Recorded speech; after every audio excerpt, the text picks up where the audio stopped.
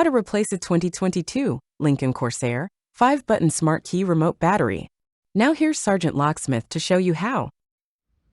All right, let's go ahead and change the battery out on our 5-button remote. Doesn't matter what your button configuration here for the Ford, Lincoln, it's all the same. This could be a trunk, this could be a hatch, this could be a cargo door for the Ford Transit. That being said, if your key ring's attached, leave it on, doesn't matter.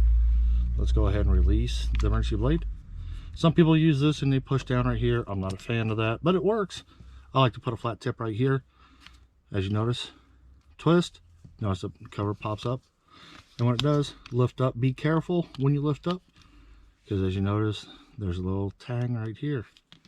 Now that that's out, this is your 2450 battery.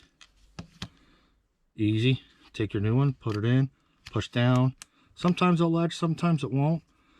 These little tabs, doesn't matter. This housing will lock it down in there. Remember that little tab?